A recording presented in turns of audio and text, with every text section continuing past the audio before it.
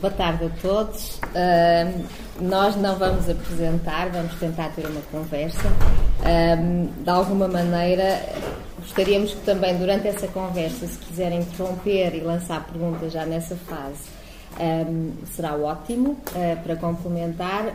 Se não, teremos também no final, não demoraremos muito tempo na introdução e poderemos abrir o espaço para perguntas. Eu penso que o tema é sugestivo, é mitos ou realidades, e portanto imagino que muita gente está aqui porque quer saber essa diferença e porque deve querer confirmar muitos mitos que houve, e portanto também aqui, esperando que consigamos responder, vamos tentar discutir este tema. Eu realmente, provavelmente todos aqueles que estão aqui colocaram essa questão. Realmente, o que é que são os alimentos funcionais? Afinal, não são todos alimentos funcionais. O que é que nos enganam com os alimentos funcionais? Porque na prática, realmente, sempre me ensinaram, e acho que a todos estamos aqui, que todos os alimentos têm uma função. Portanto, é sempre complicado tentar perceber o que é isso do alimento funcional. A verdade é que, de alguns anos para cá, esse conceito tem entrado cada vez mais no consumidor, na sociedade, porque realmente apercebemos-nos, desde há muitos anos, que realmente conseguimos ou podemos colocar num alimento propriedades biológicas para além do seu valor nutricional normal. E, portanto, quando nós temos um alimento com um composto bioativo que consegue melhorar as características, a qualidade e a saúde e diminuir o risco de doença, isso permite designá-lo de um alimento funcional. Também existe normalmente alguma confusão com o que nós chamamos de um alimento funcional, de um ingrediente funcional ou do nutracêutico. São conceitos que na cabeça de alguns consumidores, até mesmo de nós próprios, deixa dúvidas.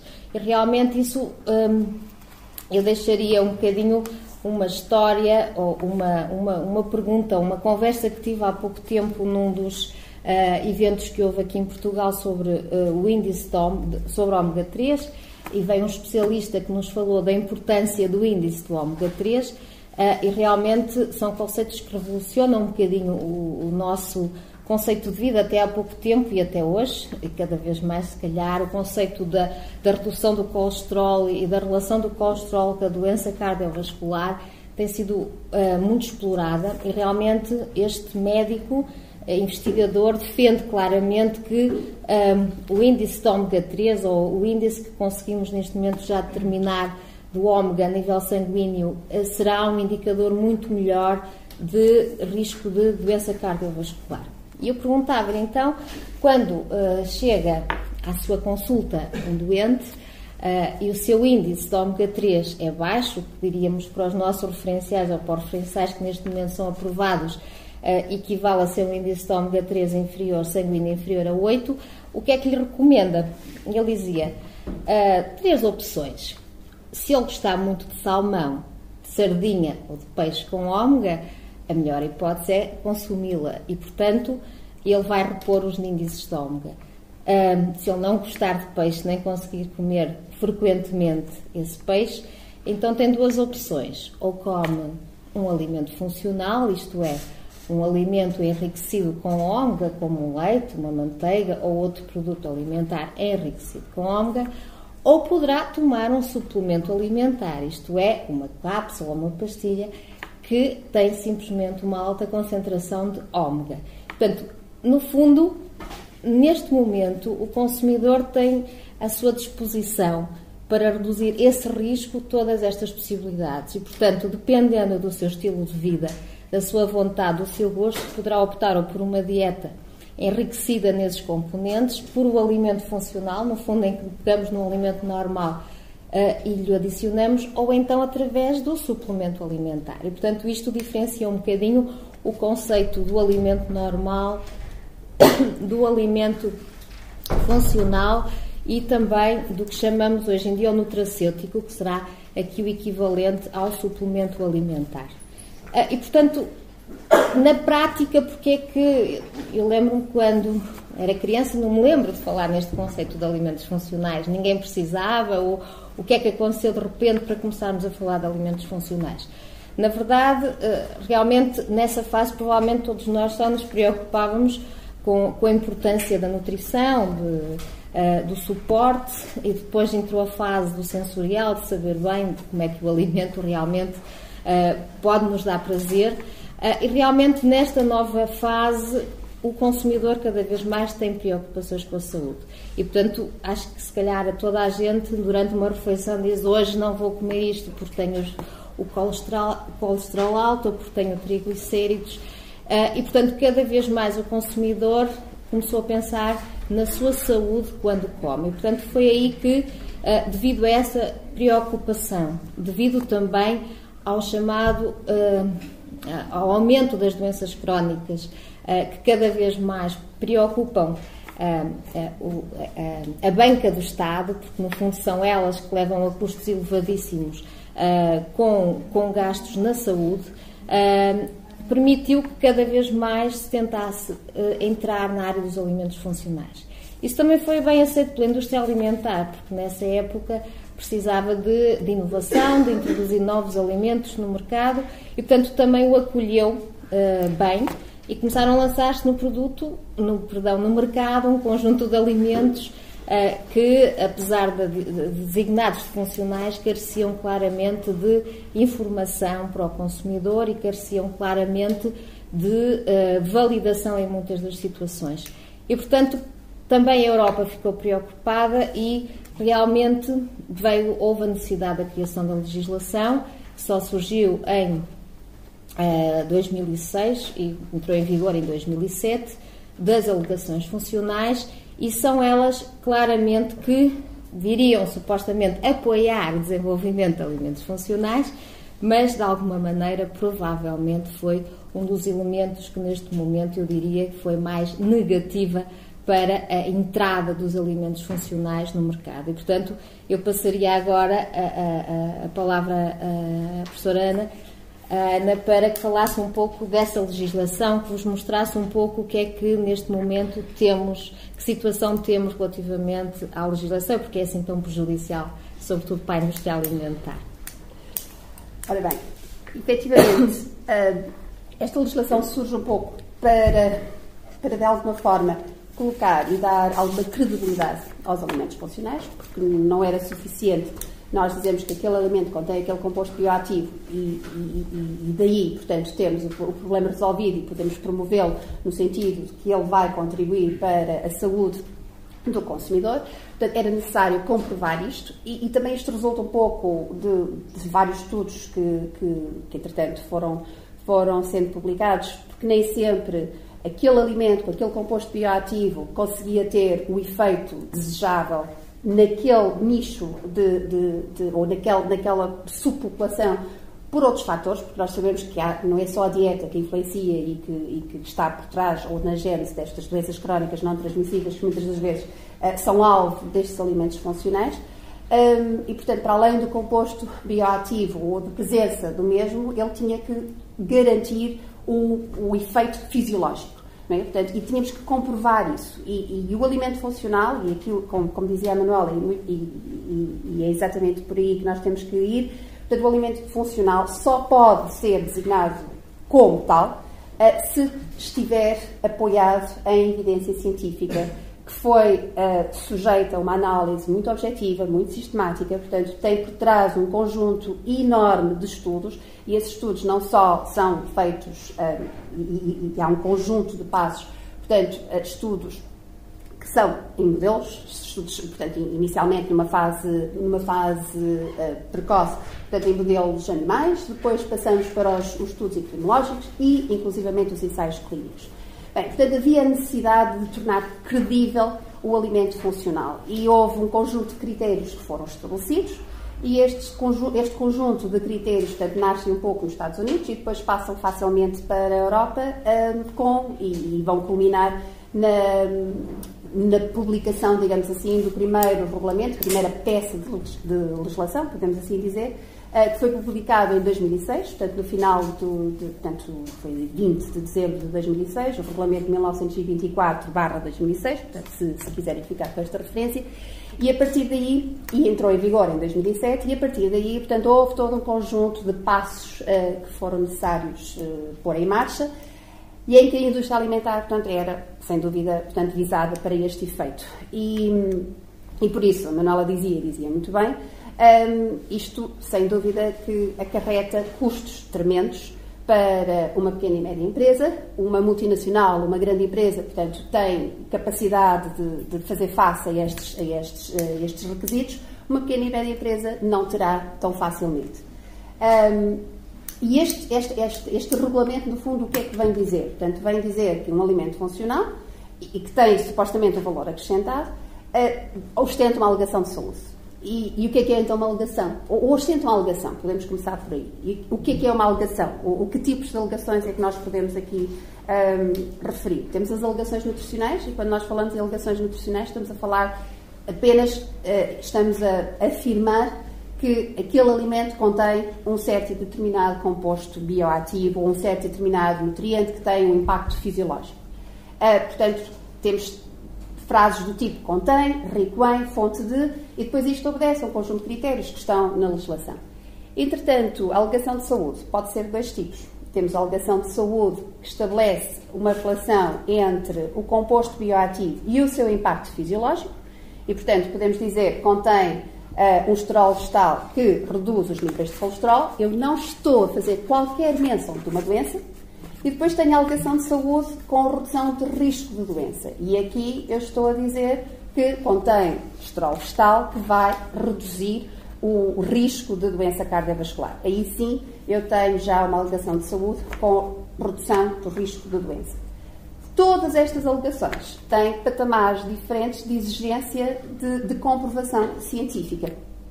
Uma alegação nutricional, basta-me comprovar que o composto está lá naquela percentagem ou seja, quando eu digo naquela dose, é dose adequada e na forma adequada para promover o efeito fisiológico, que eu alego. Quando eu estou a falar numa alegação de saúde, então tem que ter todo aquele, tem que ter um dossiê científico. Qualquer empresa que queira colocar um alimento novo ou uma bebida nova no mercado e que queira ostentar uma alegação de saúde, necessitará de compor um dossiê.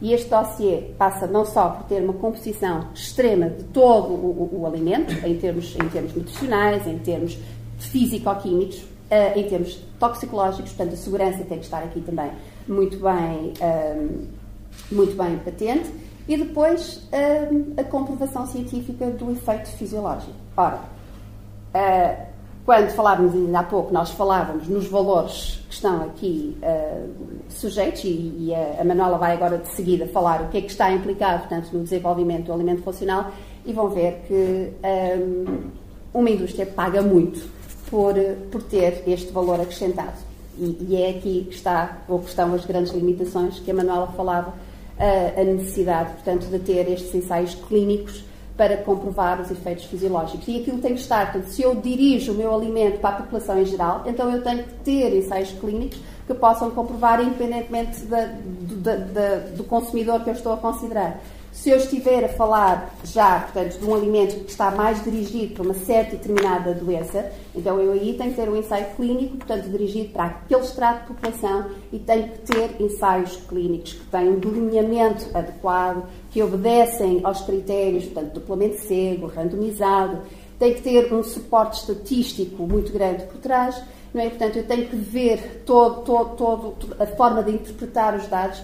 E, portanto, estes dossiês são alvo de uma análise minuciosa, muito minuciosa, por parte da Autoridade Europeia para a Segurança Alimentar. E passo a palavra à Manuela, que vai falar sobre como desenvolver os alimentos. Bem, o conceito de desenvolver um alimento funcional passou um bocadinho, ou mudou um bocadinho o conceito do desenvolvimento de um alimento dentro de uma indústria alimentar. Porque hoje em dia desenvolver um alimento funcional implica uma equipa multidisciplinar, não com os critérios, com os desafios que a legislação impõe. e, sobretudo, com as etapas que consideramos neste desenvolvimento, vamos ter que incluir nas equipas não só o engenheiro alimentar, não só o nutricionista, provavelmente o médico e, portanto, entre outros, não limito, mas só dou alguns exemplos. E, portanto, realmente aquele valor que a Ana falava é extremamente elevado. Hoje em dia, para termos os dados que algumas empresas comentam de criar esse alimento funcional, desde o ingrediente até a alegação, pode ir entre 4 a 8 milhões de euros, o que quer dizer que realmente qualquer empresa pensará, valerá a pena pôr um alimento funcional no mercado, não é? Com o risco de que, passado uns meses, o consumidor se canse e passe a consumir outro. Portanto, isto questiona-nos e, no entanto, é importante perceber também que, para além dos desafios que já foram um bocadinho falados da validação do ingrediente, a ausência de toxicidade, etc., eu coloco também nos alimentos funcionais o desafio que é para o engenheiro alimentar. Porque, muitas vezes, quando nós falamos no ingrediente funcional, falamos que ele vai ter que estar no alimento numa concentração suficiente para exercer um efeito. Porque, se não estiver, não é um alimento funcional. E vai ter que estar biodisponível. E, portanto, quando o colocamos numa matriz alimentar, que normalmente é extremamente complexa, como todos sabem, isto vai ter muitas implicações. E, portanto, o desafio é também para o engenheiro alimentar, que, de alguma maneira, vai ter que ultrapassar um ponto crítico, que é o problema sensorial do alimento. Nós temos, acho que toda a gente percebe o que é colocar óleo de peixe dentro de um leite, e tentar que o consumidor o ingira sem o sentir. Portanto, são desafios que provavelmente nós pensamos muito no valor da validação científica, mas muitas vezes só o desenvolvimento em si de tornar o alimento atrativo, sensorialmente equilibrado, já é um grande desafio no alimento funcional. E, além disso, a questão do biodisponível, não é? Eu, só como exemplo, a questão dos antioxidantes, todos os fenólicos particularmente. Todos consumimos, há alguns estudos que mostram, eu consumo diariamente 200 gramas de mirtilos todos os dias, porque sei que me vai dar um batido de mirtilo, e realmente os estudos mostram que, quando alguém se lembra de comercializar um batido de mirtilo, perdeu a maior parte dos compostos fenólicos que estão lá, porque, entretanto, quando chegou ao intestino, estavam complexados com algumas proteínas do leite, e prova-se completamente que só menos de metade passa à corrente sanguínea. Portanto, este desafio para a indústria alimentar no desenvolvimento do alimento funcional é mesmo muito importante e, portanto, por isso é que também a legislação obriga que essa validação não seja só do ingrediente, mas que seja claramente do alimento até ao ensaio clínico, porque, caso contrário, eu posso estar a enganar completamente o consumidor, dizer que vai ter um efeito fantástico e, na prática, parte daquele ingrediente não está biodisponível.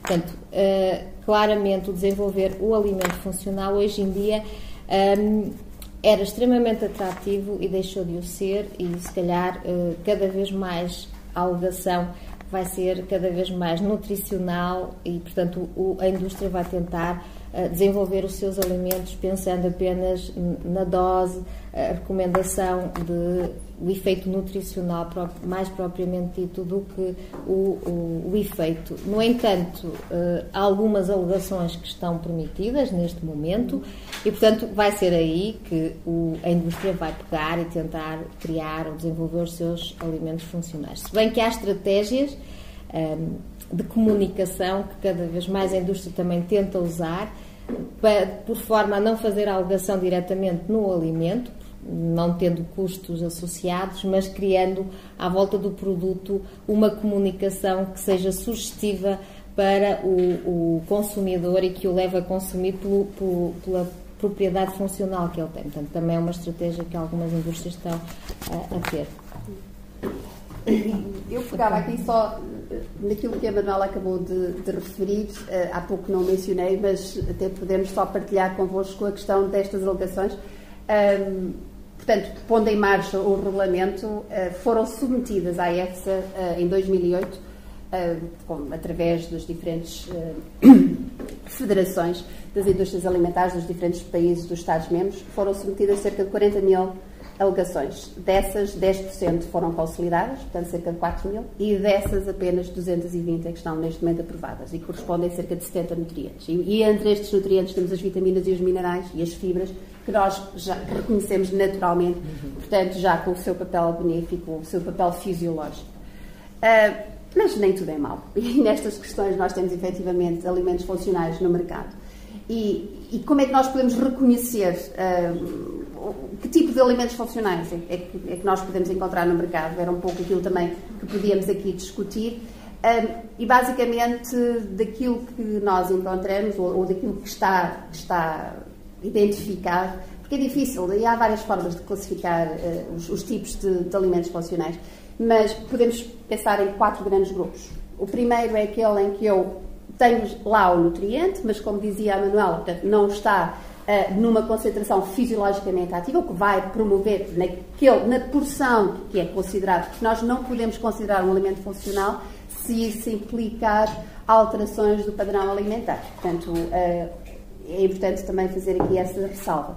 Portanto, eu tenho a vitamina C, mas vou agora enriquecer ou fortificar, melhor dizendo, o meu sumo com vitamina C, eu passo a ter um alimento funcional, porque a vitamina C está na dose que vai promover daquele sumo, numa unidade, numa porção, portanto, que vai promover o efeito fisiológico. Depois posso enriquecer. Aí, normalmente o nutriente não está presente, mas eu vou adicioná-lo a este alimento. Por exemplo, uma margarina com esterol, com fitosterol. Nós não encontramos os esteróis vegetais em grandes concentrações na margarina, mas se eu adicionar, portanto, eu estou a enriquecer essa margarina com o esterol vegetal ou com o fitosterol e, portanto, eu tenho um alimento funcional. Depois também posso pegar num alimento que tem nutrientes ou compostos ou componentes que são menos favoráveis à nossa saúde, nomeadamente a gordura saturada, e posso retirar, ou os açúcares simples, e posso retirar esses nutrientes e vou substituí-los por compostos que são mais benéficos para a saúde. Nomeadamente, eu retiro a gordura num produto à base de carne ou até no gelado e substituo parcialmente por uma fibra solúvel ou por um pré-biótico. E então aí eu já tenho um alimento funcional. Portanto, eu não só estou a reduzir drasticamente o valor calórico daquele alimento, como também estou a torná-lo mais saudável. E por fim, tenho aqueles alimentos onde eu consigo manipular. Manipular não significa manipulação genética. Eu posso alterar as condições de cultivo, alterar inclusivamente a alimentação. E aqui facilmente conseguem ver onde é que nós podemos chegar. Portanto, se eu enriquecer ou se eu tiver uma dieta, uma ração rica em ômega 3, depois vou dar isto a uma ave, depois os ovos, uma galinha poedeira, os ovos podem ser enriquecidos em ômega 3 naturalmente através da cadeia alimentar. E também posso considerar esta manipulação quando eu, através da atividade metabólica de um micro-organismo, por exemplo, uma bactéria do ácido lático, que consegue, in situ, promover a produção de um péptido bioativo, por exemplo. E está no mercado um leite fermentado que tem atividade, portanto, portanto, atividade antihipertensiva, melhor dizendo, né? Portanto, porque contém um péptido com 3 aminoácidos que reduz a ação da enzima conversora da angiotensina e, portanto, tem aqui um papel papel antihipertensivo e, neste caso, eu tenho um outro tipo de alimento funcional onde eu manipulei, mas manipulei naturalmente, portanto, foi com a adição foi formulado especificamente para esse efeito. Portanto, basicamente são estes os alimentos, os tipos de alimentos funcionais que eu posso encontrar no mercado.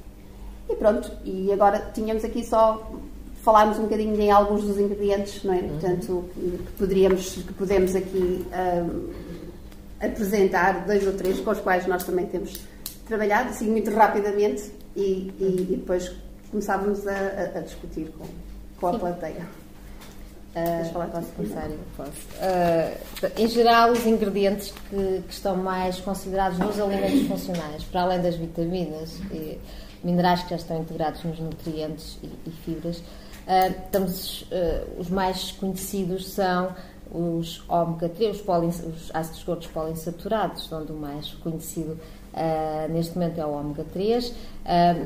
Temos os probióticos prebióticos, que a Ana falará, temos os péptidos bioativos e temos o grande grupo dos antioxidantes, que eu, neste caso, até incluiria mais, se calhar, na nova era, os compostos fenólicos, que eu acho que são aqueles que têm os polifenóis, que têm tido mais importância. E, portanto, relativamente aos ômega 3, eu penso que são dos produtos que existem neste momento mais conhecidos no mercado. Eu acho que qualquer consumidor sabe que há produtos com ômega 3 e realmente, se calhar, não sabe exatamente o que é que eles fazem, mas que há muita gente que os tem consumido. Portanto, neste caso, os ômega 3, essencialmente, ou pelo menos o que se estabelece a nível da população, é que todas as populações deveriam ter uma dieta rica em um índice alto de ômega 3. E, portanto, normalmente, nós numa população podemos medir se essa população tem uma boa dieta, uma dieta bem equilibrada em termos de poliinsaturados, nomeadamente no seu índice de ômega 6 da ômega 3. Portanto, quanto menor o índice de ômega 6 na ômega 3, melhor essa dieta. Só para ter exemplo, que eu gosto de mostrar, tipo no Japão, tem um índice de 4:1, ômega 6, ômega 3, nos Estados Unidos 17:1, portanto dá uma ideia do tipo de dieta que estas populações têm e também da relevância que estes poliinsaturados podem ter. O que é que eles fazem? Pois, essencialmente, nós temos dois ácidos gordos poliinsaturados mais importantes, o ácido eicosapentanoico e o ácido adesoicopentanoico, mais simplesmente, esse palavrão é muito grande, o EPA e o DHA, e realmente, essencialmente, o papel mais importante, eu diria, é eles reduzem relativamente facilmente o nível de triglicéridos. Isso está perfeitamente comprovado. Obviamente, e isto é sempre importante, porque eu acho que aqui é importante reforçar isto, nenhum alimento funcional pode substituir a medicação. Portanto, isso é um papel, uma preocupação que às vezes acontece. Eu agora vou comer, eu vou beber este leite e vou deixar de tomar a medicação que o médico me deu. Portanto, todos estes alimentos devem ser comunicados ao médico e o médico deve estabelecer essa dieta com ou sem alimento e a dose recomendada ou não desse fármaco. Portanto, mas claramente, tanto estes ômega têm um papel importante na redução dos triglicéridos. Apesar de se comentar, há alguma evidência do aumento do chamado bom colesterol, que é o HDL, sobretudo no DHA, não no EPA, mas no DHA. E depois, só no DHA, há um papel extremamente relevante, eu acho que até extremamente interessante, que está agora a aparecer, que é da relação dos baixos níveis de DHA com problemas neurológicos, sobretudo esquizofrenia, uma grande preocupação da sociedade atual, a depressão. E, portanto, começa a haver alguma evidência clara de que conseguimos, através desse ácido gordo, reduzir depressões. Existe hoje em dia até uma call possível da Comunidade Europeia focalizada no sistema nervoso, é onde agora a Europa vai investir, é na cabeça das pessoas, portanto vamos todos ter uma alta capacidade intelectual. Os ácidos gordos, sobretudo nas crianças, têm demonstrado uma melhoria da capacidade intelectual e redução de algumas doenças associadas. Portanto, essencialmente são estes os papéis mais referidos nos ômega. E também há hoje em dia uma combinação que é mais ou menos inovadora, que é a relação dos ômega com os fitoesteróis, que a Ana falará, porque o problema dos ômega é que não reduzem o mau colesterol e, portanto, está provado que eventualmente esta combinação poderá cobrir realmente o maior risco da doença cardiovascular. O grande problema, é um desafio para o engenheiro alimentar, é combinar ômegas com fitoesteróis, tem uma instabilidade terrível e por isso é que os produtos não estão ainda muito demarcados no mercado. Relativamente aos antioxidantes, os antioxidantes são neste momento um dos excluídos das alegações de saúde, portanto não se podem alegar, como já começaram a ver que começaram a sair do mercado, rico em antioxidantes, feito antioxidante isso não vai ser permitido porque realmente não há evidências claras que mostrem que esse efeito antioxidante tenha realmente uma redução do risco da doença. E, portanto, como não há evidências claras, não é permitido até que a ciência, juntamente com a indústria, consiga encontrar mais evidências.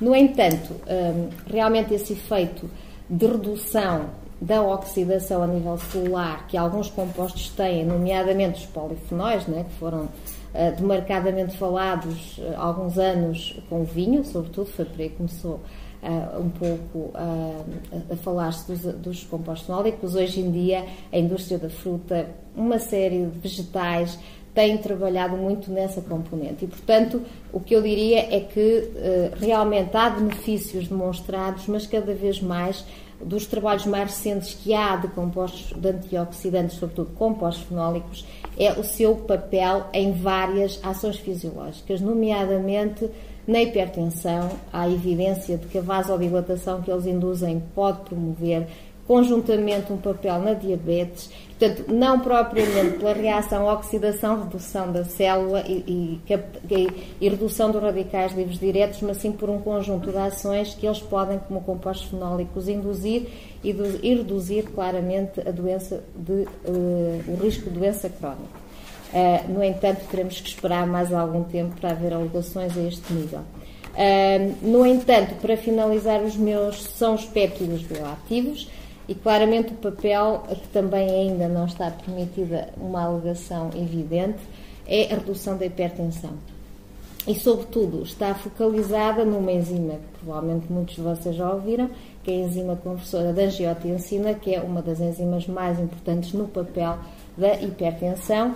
E isso há evidências, ou seja, animais e pessoas tratados com esses péptidos que normalmente têm tamanho pequeno, são 2 ou 3 aminoácidos, ou podem ir até 20, mas normalmente os mais pequenos são mais ativos e normalmente têm uma incidência maior de prolina, ou pelo menos os que têm prolina têm mais capacidade de redução. E, portanto, nestes casos, há já alguns produtos no mercado, no entanto, apesar da toxicidade estar completamente validada, ou seja, a ausência de toxicidade, mesmo com concentrações elevadas destes péptidos, o que acontece é que neste momento ainda não estão permitidas a sua alegação, apesar da evidência ser clara em redução da pressão arterial através destes péptidos. Além disso, estes péptidos têm um futuro que algumas indústrias estão a tentar captar, que é a capacidade de ação opioide, ou seja, sobre o nosso sistema nervoso. Portanto, temos péptidos que nos relaxam, temos péptidos que nos ativam o sistema e, portanto, promovem-nos mais atividade. E, portanto, é uma área nova que realmente a indústria alimentar está a tentar captar, porque o consumidor, nos últimos anos, também se preocupa bastante em ter o seu espaço ou de relaxamento, ou precisa de ter mais força para acabar o dia. Portanto, é uma área também que a indústria tem explorado e pensa-se que terá futuro a nível destes péptidos. Eu deixo só a Ana com os restantes. Falta-me só falar de probióticos, prebióticos e depois rapidamente os esteróis vegetais. Pega então já nos esteróis vegetais, uma vez que a Manuela falou neles ainda há pouco. Portanto, os esteróis vegetais basicamente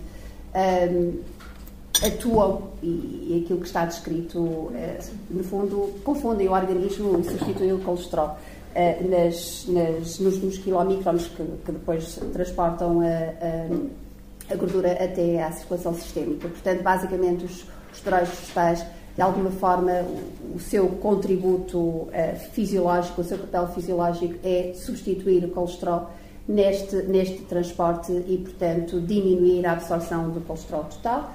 E também aquilo que está associado aos esteróis vegetais, e aqui nós podemos ter, o consumidor tem confiança, ou pode ter confiança total, e é uma das alegações que está aprovada, porque inclusivamente estes esteróis vegetais, portanto, foram alvo, para além de composto bioativo, foi também rotulado de novo alimento e, portanto, obedeceu, para além do regulamento de 1924 que falamos inicialmente, obedeceu também a um outro regulamento dos novos alimentos. E aqui implica, se o dossiê científico para aprovar uma alegação já é complicado, então um dossiê para aprovar um novo alimento ainda mais complicado é. E, portanto, podemos fazer jus ao investimento da Unilever neste campo, que gastou mais ou menos os valores que estão descritos e que eles vão apresentando, portanto, nas diferentes conferências que vão fazendo, é acima dos 12 milhões, ou muito para além dos 12 milhões, e levaram 12 anos para fazer este estudo e para ter esta alegação aprovada. Mas está demonstrado de mais variedíssimas formas que os esteroides vegetais efetivamente contribuem para uma redução do colesterol da ordem dos 8% a 10% do colesterol total, não influenciam o HDL, portanto não vão implicar no HDL, e também contribuem para a diminuição do LDL, portanto o tal mau colesterol que a Manuela falava, e portanto aqui a vantagem de termos o esterol vegetal. E complementa muito bem uma estatina, e inclusivamente, que são os fármacos normalmente utilizados para controlar situações de hipercolesterolemia, e aquilo que está, e aquilo que também se demonstra, que há um efeito aditivo quando acoplamos um fitoesterol, um alimento funcional contendo o fitoesterol com uma estatina. Portanto, há algum interesse neste campo. E depois temos os probióticos e os pré-bióticos. A diferença entre estes dois é que o probiótico é um micro-organismo vivo, o pré-biótico é um composto. Uma estrutura que normalmente é a base dos pré-bióticos, agora começando com os pré-bióticos, estamos a falar essencialmente de estruturas, portanto, que derivam, portanto, são oligosacarídeos, grande parte delas, mas também dentro dos pré-bióticos poderemos encontrar e poderemos identificar também alguns compostos de natureza proteica, que no fundo têm um efeito bifidogénico. O que é que isto é? O que é que significa? Um efeito bifidogénico, no fundo, é um efeito que vai promover o desenvolvimento da microflora benéfica ao nível do intestino. Portanto, tem este papel benéfico em termos de promover a multiplicação e o crescimento, a proliferação, portanto, da microflora benéfica em detrimento da microflora prejudicial, e, portanto, mantém este equilíbrio positivo ao nível do intestino e promove a saúde intestinal.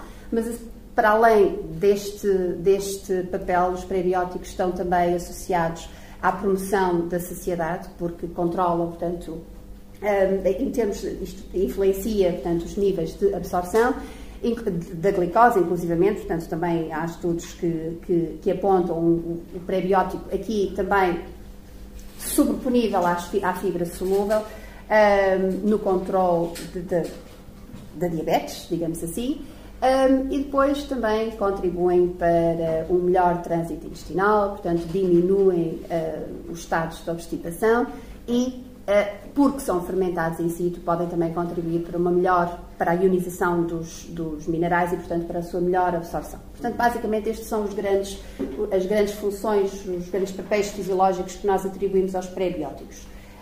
E depois temos o probiótico. O probiótico é, efetivamente, um micro-organismo que está incluído em 2 ou 3 grandes géneros, essencialmente os lactobacillus e os bifidobacterium, isto quando pensamos em aplicação humana. Se olharmos para a definição de um probiótico, estamos a falar de um micro-organismo que, em doses adequadas, vai promover a saúde ou vai contribuir para a saúde do hospedeiro. Inicialmente, a primeira definição tinha saúde intestinal do hospedeiro, contudo, um largo conjunto de estudos que vão aparecendo, portanto, na literatura científica, e dos quais alguns bastante válidos, portanto, que cumprem todos os pré-requisitos que eu mencionei há pouco. Neste momento, portanto, ele vai para além da saúde intestinal. Sem dúvida que o probiótico, portanto, a sua primeira função é, de alguma forma, contribuir para a modulação da microflora intestinal, portanto, e é isso que está mais descrito. Contribuir também para a barreira, para a saúde do intestino, portanto, promovendo a barreira intestinal, evitando a adesão dos patogénicos, porque há aqui fatores que depois, há aqui mecanismos que estão implicados, e eu não vou entrar em pormenor nesse sentido. O que é necessário para nós termos um probiótico? Portanto, e depois também, associado ao probiótico, estão também estudos que demonstram a sua eficácia na modulação do sistema imunitário, da resposta imunitária do indivíduo. O que é necessário para nós termos uma estilo probiótico? É necessário, é um verdadeiro desafio. Portanto, temos que ter a estilo totalmente, muito bem caracterizado do ponto de vista fisiológico, do ponto de vista genético. Inclusivamente, este é um dos grandes handicaps que está a ser apontado pela EFSA. Portanto, as alegações associadas aos probióticos não passaram ainda não passaram, portanto, não foram negadas. É importante fazer esta ressalva. Estão apenas em fase de transição, portanto, porque vão agora ser submetidas a um novo processo de avaliação. Porquê? Porque a EFSA normalmente, ou tem apontado como uma das lacunas, é a falta de caracterização da estirpe. Portanto, a estirpe tem que estar muito bem caracterizada, e eu estou a falar de estirpe e nem estou a falar de espécie, porque quando falamos de probióticos, aquilo que eu identifico, os papéis fisiológicos que eu associo a uma estirpe bacteriana, eu não consigo extrapolar para a estirpe seguinte, mesmo dentro da mesma espécie. E depois, falei em doses adequadas, efetivamente estamos aqui a falar de cerca de 10 milhões, mas ainda assim não podemos generalizar, porque vai tudo depender qual é o target, o que é que eu quero, onde é que eu quero focar, onde é que o meu probiótico vai atuar, e muitas das vezes eu tenho que olhar para um probiótico, como também tenho que olhar para qualquer um destes ingredientes, quase como eu olho para um fármaco. Portanto, eu tenho que ter estudos científicos, eu tenho que ter estudos de mecanismos de ação, eu tenho que perceber qual é a relação dose-efeito, porque é isso também que a EFSA depois avalia. Bem, e associado aos probióticos, consoante aquilo que eu quero atingir, ou que eu quero, o efeito fisiológico que eu quero promover, eu eventualmente terei doses distintas até para a mesma estirpe. E basicamente acho que ficamos por aqui, acho que vamos abrir o espaço para vocês colocarem as questões, acho que já falamos muito. E pronto, e agora? Venham os mitos.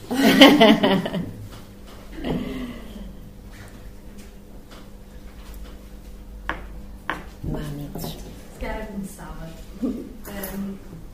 Uma das questões que eu coloco sempre, que me coloco a mim, não sei o suficiente sobre alimentos funcionais, ou melhor, são duas questões. A primeira questão é que provavelmente quem consome estes alimentos são aqueles que menos precisariam, porque têm outras preocupações, outros comportamentos e que por essas razões já seriam os que menos precisariam.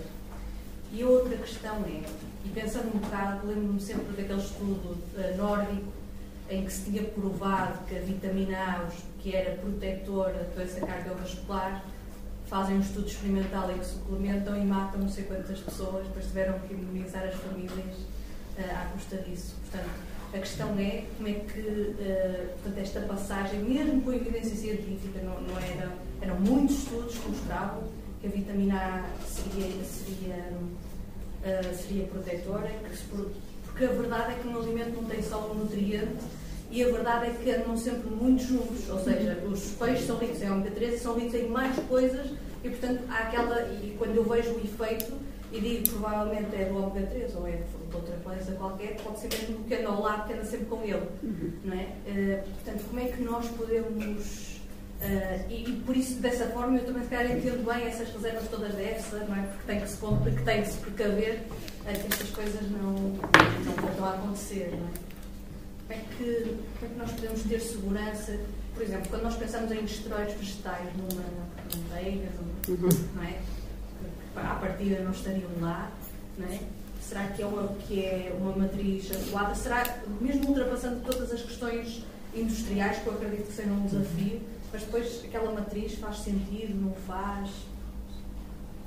Não sei se posso responder a uma, para a última, depois já não me lembro da primeira, mas respondo à última, depois eu repito.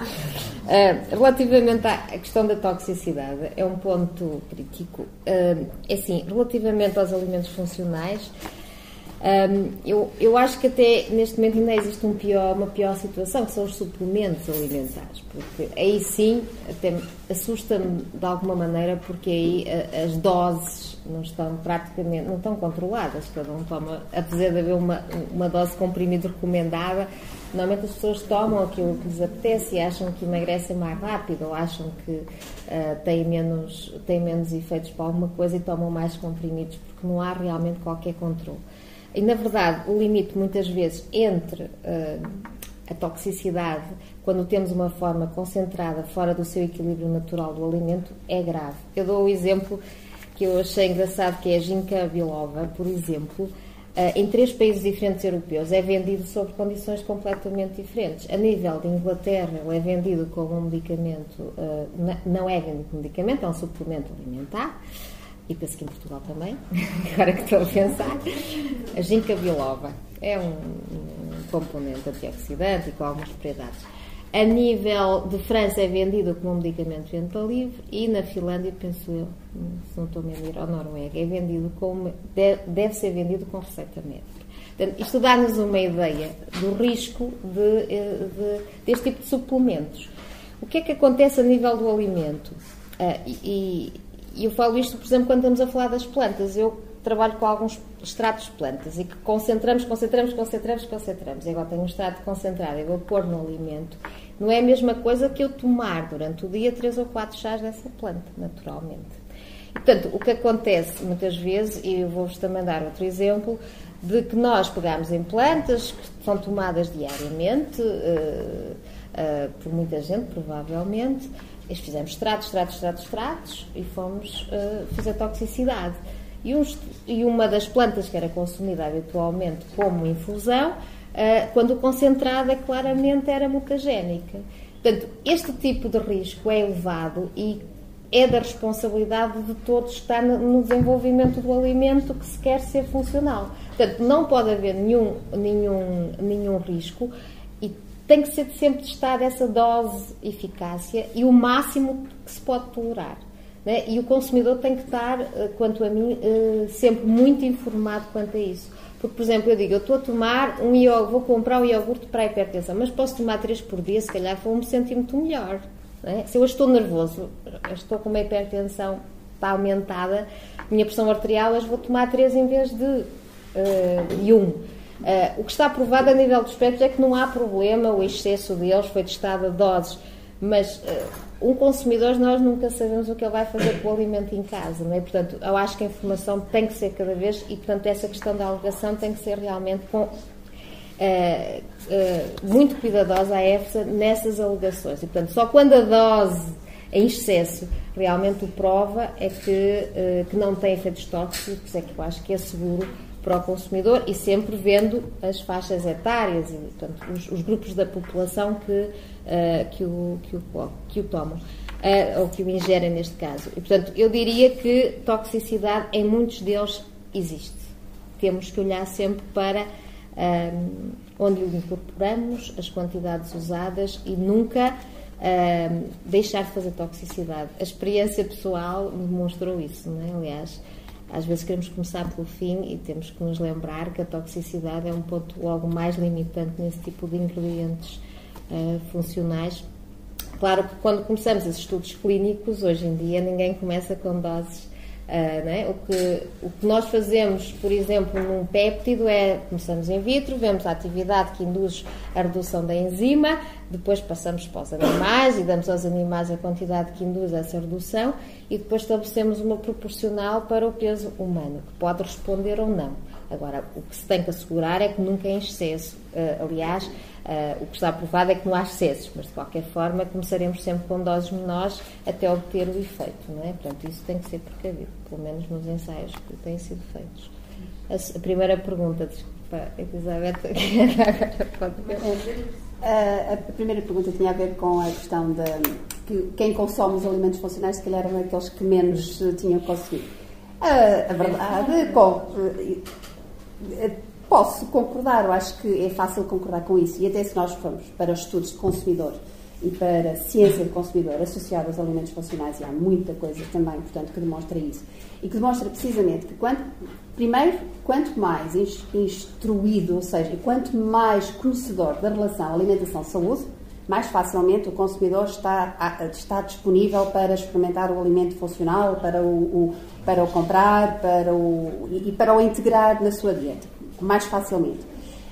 Quanto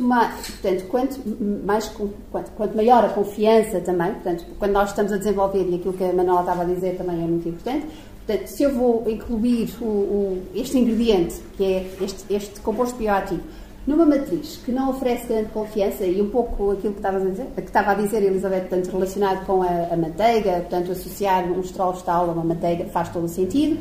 Associar um esterol vegetal, se calhar, a uma bolacha ou um cereal já não faria tanto sentido, porque nós não conseguimos fazer ou estabelecer a ponte, não é? E isso há imensa evidência científica que mostra exatamente isso. E depois também é o poder de compra. não é? Portanto, o poder de compra, normalmente estes alimentos funcionais estão efetivamente, porque tem todo este desenvolvimento por trás, porque tem este custo 4 ou 5 vezes superior ao desenvolvimento de um novo produto, de um outro produto convencional, de um alimento convencional, claro que depois isso tem que ser traduzido no preço. Portanto, podemos dizer isso. Agora, depois também há o outro lado, ou seja, também estamos ali no 80, quando de tão ávido que o consumidor está de ir buscar tudo o que tem ômega 3, e aí caímos então na história, portanto, no problema que levantou relacionado com a vitamina A. Esta questão da fortificação com vitaminas e com minerais tem sido muito debatido, e inclusivamente há uma rede de excelência a nível europeu que neste momento está a rever, certamente sabe, está a rever as doses diárias recomendadas, né, os DRIs associados a cada um dos micronutrientes.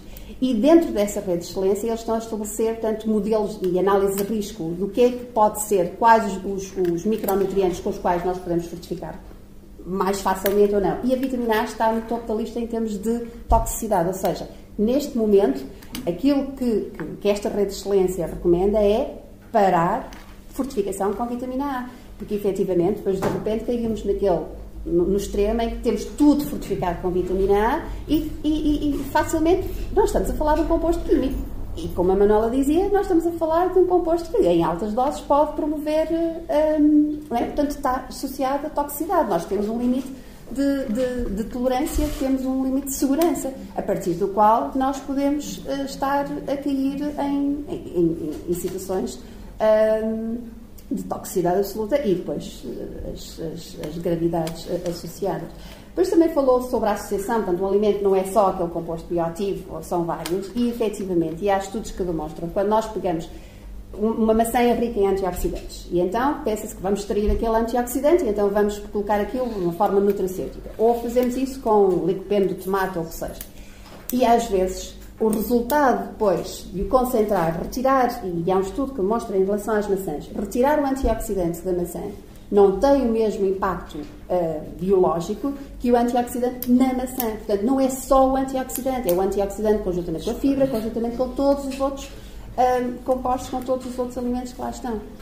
Portanto, isto é tudo muito complexo. A questão dos alimentos funcionais, acho que surge, e nós temos muitas das vezes, eu e a Manuela debatemos isto, porque trabalhamos nisto no dia-a-dia, podem ser uma resposta interessante para quem tem uma dieta desequilibrada, para quem não tem acesso a certos determinados. Portanto, que se nós fizermos uma dieta equilibrada, ou se nós seguirmos as recomendações da roda dos alimentos, do que é uma alimentação saudável, será que faz sentido nós consumirmos os alimentos funcionais?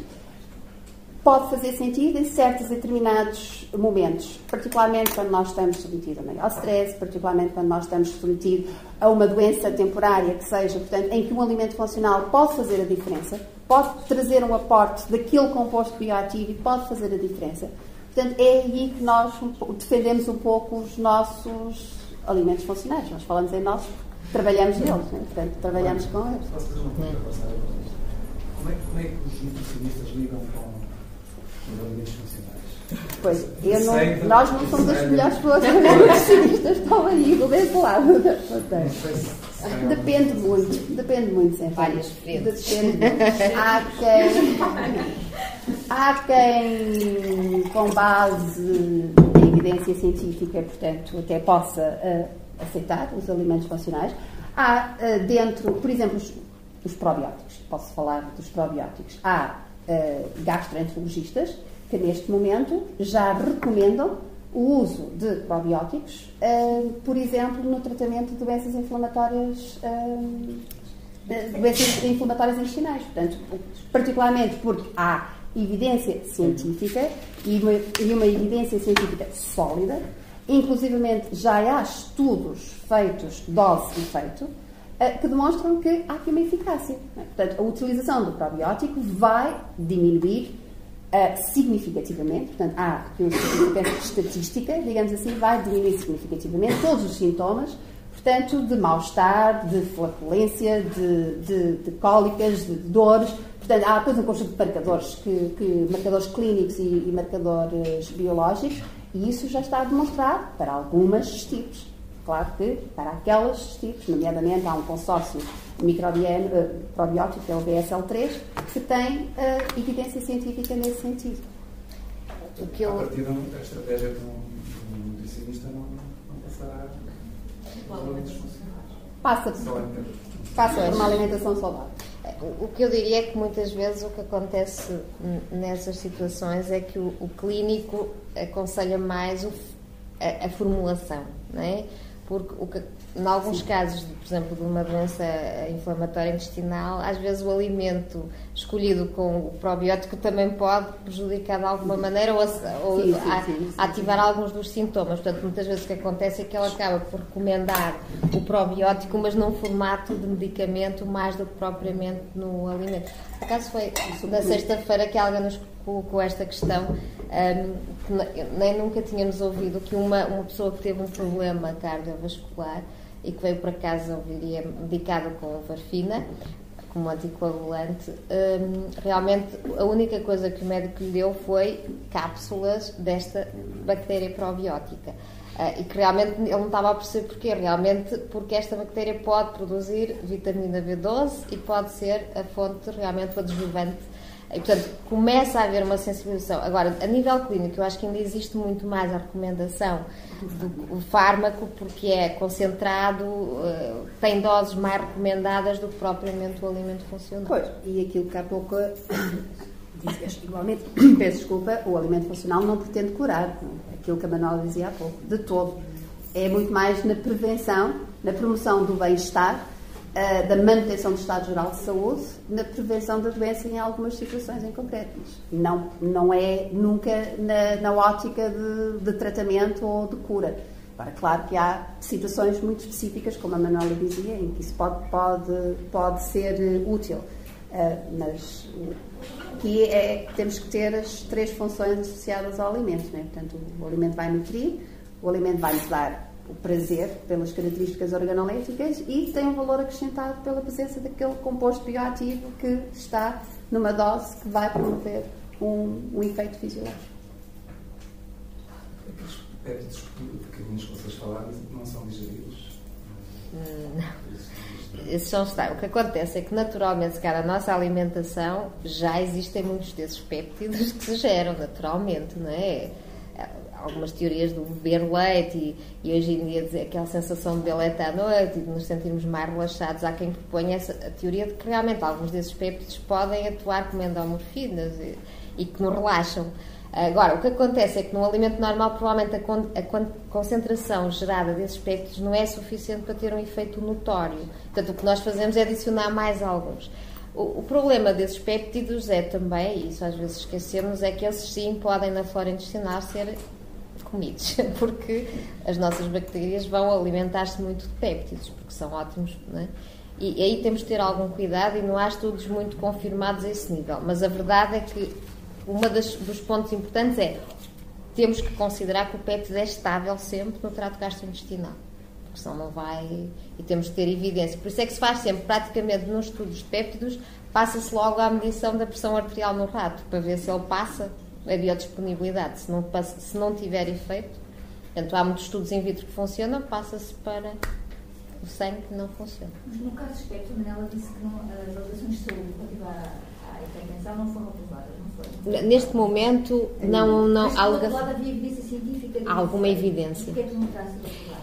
Porque eles consideram que o que acontece há mais evidências nos animais do que propriamente nos casos. Porque o grande problema que ainda se coloca é porque há algumas populações em que têm sido estudados ou administrados e que a variação da descida, ou no fundo o efeito sobre a hipertensão não é regular. Portanto, há alguns efeitos que ainda se contrariam. E, portanto, quando há essa situação, ou é claramente evidente e sistemático, como acontece muito nos fitoesteróis, por exemplo, ou então eles pediram, ou estão a sugerir, mais tempo de evidências, mais evidências, porque na prática, pelo menos de toxicidade, os estudos que têm sido feitos demonstram que não há... Agora, o que está a acontecer também é que há muitos estudos feitos para estes dois estes dois péptidos, o il-pro-pro e o prolina isoleucina. Há muitos novos péptidos que estão a começar a ser usados, maiores, que as evidências e as toxicidades não estão claramente. Portanto, aí penso que há uma necessidade muito mais profunda de estudos. Também. Posso? Sim. Está ali uma pergunta? Sim. Não, mas quer fazer a sua pergunta que há pouco estava a colocar. Vou achar, não sei se eu ia voltar um bocadinho atrás na conversa, portanto, mas se calhar se for como quiser. Deixa eu jogar. Eu vou comentar para o Parabéns, antes de mais, muitos parabéns pela elevada qualidade da conferência. Eu gostava de fazer duas perguntas, se me permitem. Uma, ia voltar atrás, quando manifestou a necessidade de prudência quando estamos a estabelecer um alimento, quando estamos a enriquecer um alimento em determinado composto, para que ele não possa ter efeitos nocivos. Não foi totalmente claro onde é que está a fronteira entre esse alimento enriquecido e o medicamento. Ou seja, o que é que me impede de pegar uma microdose de aspirina ou de paracetamol, pôr no iogurte e vender isso e isso não ser comercializado como alimento? Isso teria uma margem de um nicho de mercado muito maior e provavelmente muito mais eficaz, muito mais vendável, muito mais apelativo do que muitos alimentos funcionais atualmente disponíveis.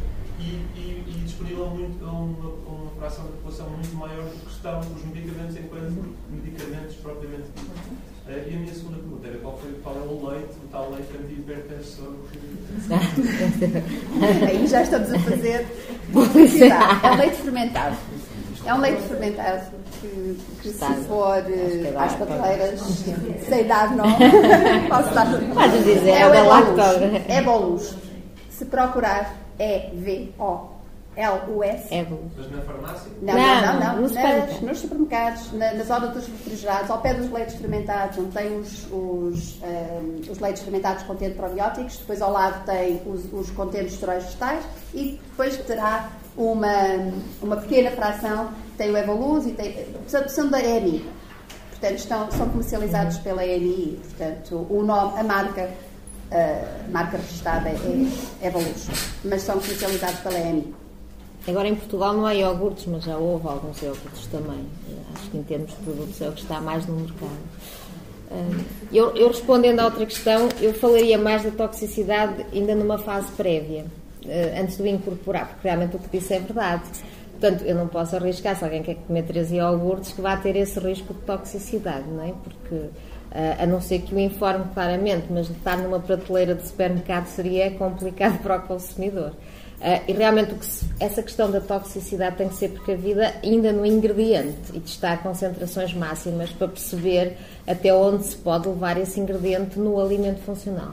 Se essas doses estão muito limitadas, então não será um ingrediente que vai ser usado eventualmente como fármaco ou como nutracêutico, mas não no alimento funcional. Por exemplo, no caso dos ômega, assim, nós não sabemos, quando eu passo com o carrinho de supermercado, quantos alimentos enriquecidos em ômega o consumidor vai levar, não é? Pode estar no leite, pode estar nas bolachas, na manteiga, e portanto, se calhar aquele dia vai consumir uma quantidade enorme. A dose diária recomendada é 250 mg mais ou menos dia, agora era 400, reduziu. Mas isso é recomendada, mas temos que assegurar, se ele decidir comer 2 gramas, que não vai ter problemas, não é? E portanto, isso é o conceito do alimento funcional. No caso dos péptidos é igual, realmente, se alguém decidir comer 3 iogurtes não vai poder ter problemas, nem hipotensão. Que realmente porque no outro dia discutíamos em grupo que um farmacologista dizia mas o mecanismo que eu estou a estudar com o péptidos é exatamente igual ao fármaco que eu testo ao lado. Portanto, é impossível não ter efeitos secundários ou não ter efeito hipotensor. Mas a verdade é que acontece. Eles têm estado a fazer estudos em que levam ao extremo essas concentrações e, em termos de equilíbrio e biodisponibilidade no organismo, os péptidos não estão realmente a causar qualquer efeito. E daí poderem estar no mercado livremente, não é? Portanto, a partir desse é o conceito. Agora, antes de o incorporarmos, o próprio ingrediente tem que ser testado no seu limite máximo em dose de toxicidade. Porque mal tenha a possibilidade de existir doses que causem toxicidade, então a partir daí será muito difícil colocá-lo num ingrediente funcional.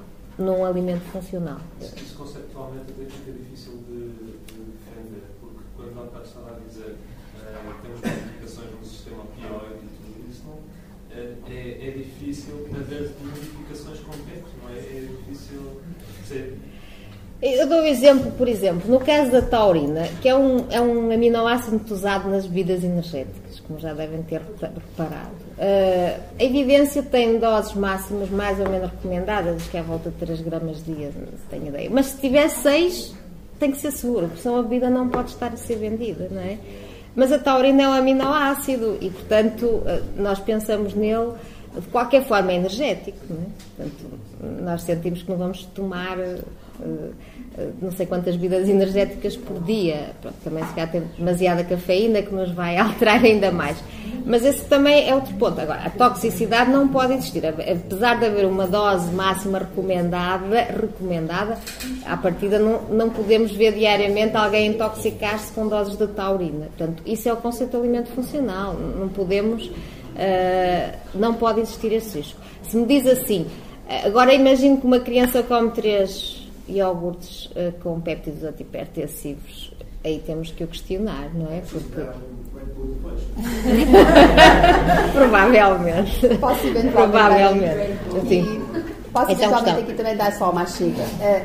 Pegando, por exemplo, no caso dos esteróides vegetais, onde isto foi explorado ao limite dos limites, tendo em conta que era um novo alimento. E quando nós falamos em esterol vegetal, e aquilo que a Manuela estava exatamente a entrar pelas diferentes áreas, há também aquilo que a legislação, e no caso do esterol vegetal, por exemplo, a legislação obriga que depois no rótulo esteja essa informação em termos de segurança. Primeiro, portanto, está estabelecido que 2 a 3 gramas de esteróis vegetais é o suficiente para, em termos de dose diária, para contribuir ou para promover a tal redução de colesterol de 8 a 10% em termos de colesterol total. Foram feitos estudos em que aumentaram estas doses de esteróis vegetais e não notaram qualquer incremento, portanto, nesta diminuição do teor de colesterol total. Primeiro. Segundo, o facto de aumentarmos o teor de esteróis vegetais, nós podemos estar a comprometer, por exemplo, a absorção de vitaminas lipossolúveis. E, portanto, automaticamente já temos aqui um handicap em termos de segurança.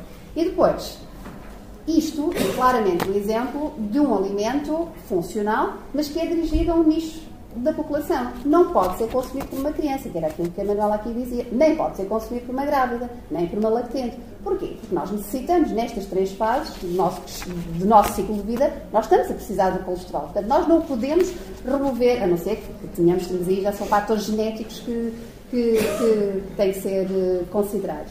E, portanto, deve estar o rótulo, e se repararem, qualquer produto que contenha um esterol vegetal, está no rótulo, é obrigatório por lei, que diz que não deve ser consumido por crianças até aos 6 anos, não deve ser consumido por grávidas, não deve ser consumido por lactentes, não deve consumir mais de 2 a 3 gramas, porque não vai ter um efeito adicional e, inclusivamente, é recomendado o consumo acrescido, portanto, ou seja, aumentar o consumo de frutas e hortícolas, precisamente para tentar aumentar o aporte de vitaminas e minerais, porque podemos estar, apesar de que os estudos, e grande parte dos estudos que estão descritos na literatura, demonstram que não há um efeito negativo. Isto no que diz respeito aos esteróis vegetais. No que diz respeito, por exemplo, aos ômega 3, há aquilo que a Manuela dizia, inclusive eles até já baixaram. Porquê? Por aumentar, e aquela questão e que nós também falávamos em relação à vitamina A, se nós formos consumir tudo que está enriquecido com ômega 3, qual é o risco que nós enfrentamos? Enfrentamos o risco de hemorragias. Não é? Portanto, porque o ômega 3, com o seu efeito antitrombótico, portanto, pode. Obviamente que estamos a falar, temos que consumir doses astronómicas, muito elevadas. Mas temos que ter isso é o bom senso. E o consumidor tem que estar. O álcool também está disponível na prateleira, não é? E toda a gente sabe o efeito que pode ser de nos relaxar e alegrar até ao ponto máximo de nos prejudicar. Portanto, a partir daí eu diria sempre que o alimento é o bom senso também, não é? E os alimentos funcionais acho que fazem parte deles. Bom, Vamos terminar por aqui. Resta-me agradecer às nossas oradoras de hoje e terminávamos por aqui, que já passamos um bocadinho na hora, está bem?